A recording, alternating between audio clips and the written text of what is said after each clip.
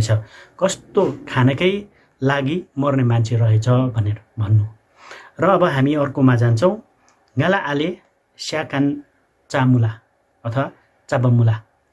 गाला आले स्याकान चामुला अथवा चाबामुला। यसरी चाहिँ तपाईँले भन्न सक्नुहुन्छ मेरो भाइ मासु भात खान्छ भनेर। मेरो भाइ मासु भात खान्छ अथवा मेरो भाइले मासु भात खान्छ। गाला आलेसे स्याकान चाबामुला। यसरी चाहिँ तपाईँहरूले भन्न सक्नुहुनेछ मेरो भाइले मासु भात खान्छ भनेर। र अब हामी अर्को सेन्टेन्समा जान चाहन्छौँ। लानन ज्याबताजी धेरै राम्रो भयो। लानन ज्याबताजी धेरै राम्रो भयो भनेको लानन ज्याबताजी। अब अर्को चाहिँ छ नोर्साङ जेबा मुला। नोर्साङ जेबा मुला।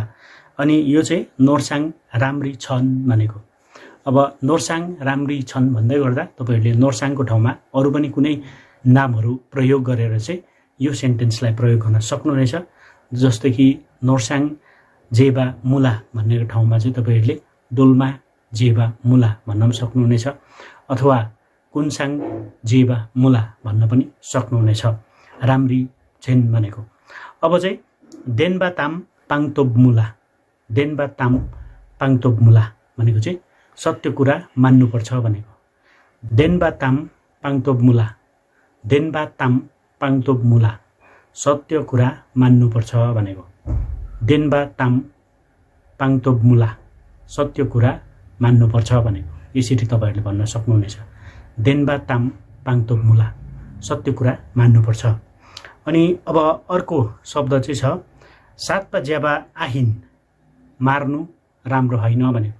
सातपा ज्याबा आहिन मार्नु राम्रो होइन भनेर भनेको।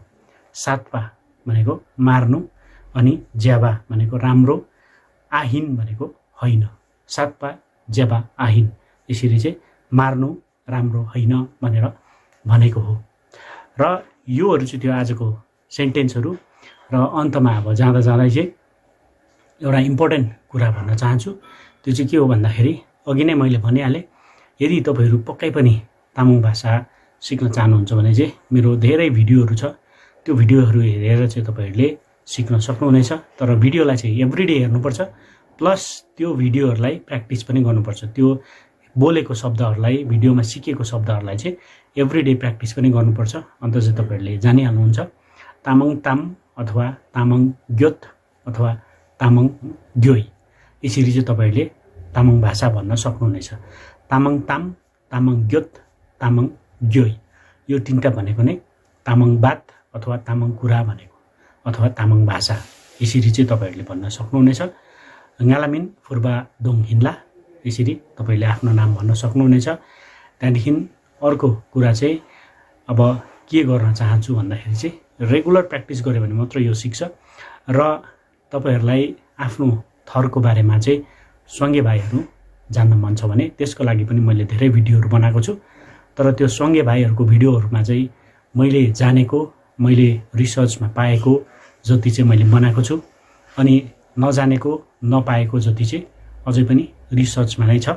र मैले जानेको र मैले भेटाएको सँगै भाइहरूको भिडियोहरू चाहिँ मैले अलरेडी बनाइसकेको छु। त्यो पनि तपाईँहरूले मेरै च्यानलमा गएर हेर्न सक्नुहुनेछ।